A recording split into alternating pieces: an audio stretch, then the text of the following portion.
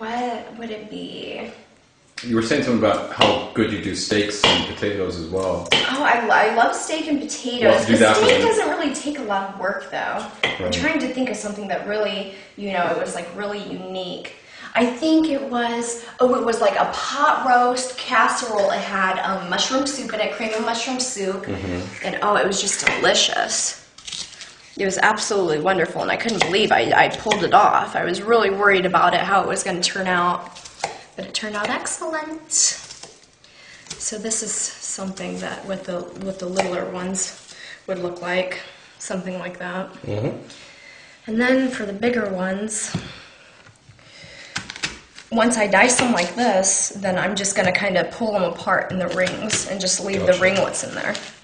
Okay. And that's about all of that. I just kind of leave big ringlets. Maybe put them, this one's really fat, so put them in halves. And then as they get smaller.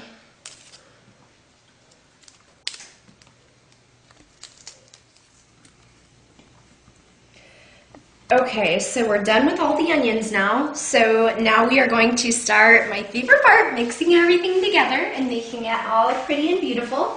We're going to start with my large bowl of butter. Putting it in 2 separate pans here.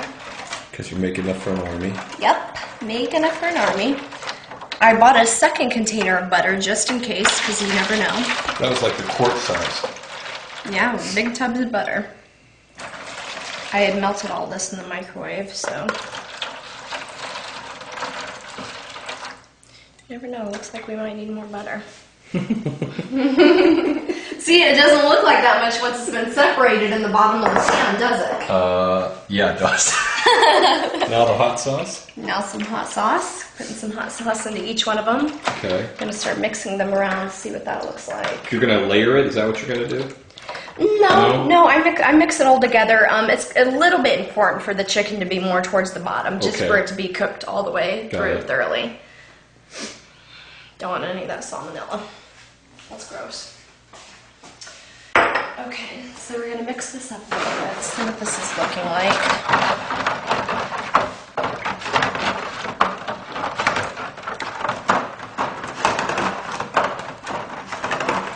I've been making this dish for so long, I can tell by the color how buttery or how hot it is. Yeah. And? So this is a little bit too buttery. We want to add a little bit more hot sauce to it. You want it to be a little more red? Yes. Not orange.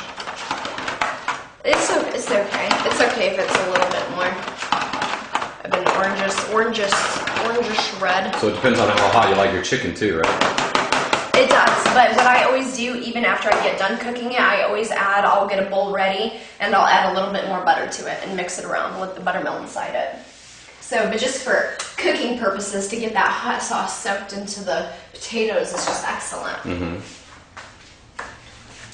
Let's add a little bit more here. I can smell that. Smells like wings. Ooh. Boy, this is good. I'm getting hungry.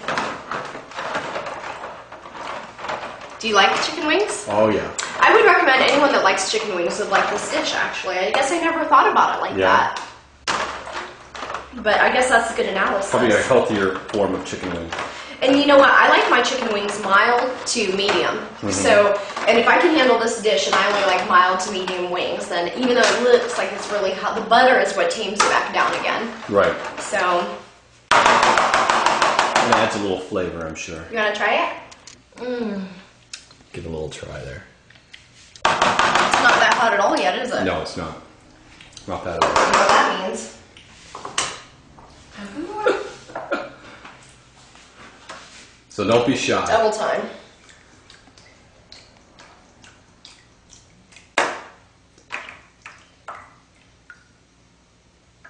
How many bottles did you put in there? This is 3 bottles so far, and I have a 4th bottle just in case. And more butter just in case. And more butter just in case. Okay. I know from experience, because I've ran into that problem, where you run out of butter or hot sauce. I mean, this dish takes a lot of trial and error. I guess you could say a lot of taste testing to get it just right. Kind of looks like tomato soup. Yeah, it's getting more of that color now. That's the color that I'm looking for. What is the color it is now? That's perfect color. Like deep, deep carrots. Yep. And that's perfect though. All right. Now we add the chicken breasts. We're going to try to evenly distribute these chicken breasts here. Now, I'm not picky about this fat being on the side. However, my ex-girlfriend was very picky about it. She would cut it off. Me personally, and from what I hear from other cooks on cooking shows, it adds flavor.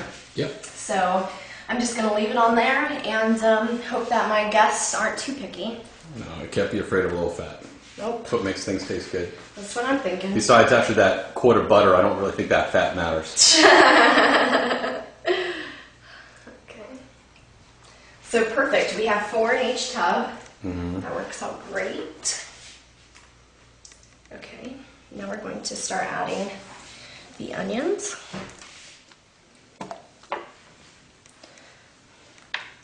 So, in no particular order, or you just like grab the onions first, or? Yeah, just whatever. Just grab some onions. I'm going to put some onions and then I'm going to put some potatoes. I'm not going to put all of the onions in here yet.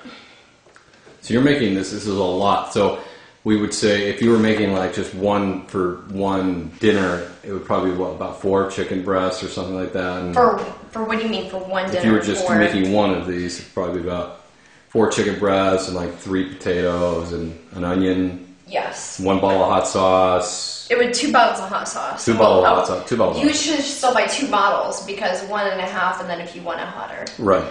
I mean, it's completely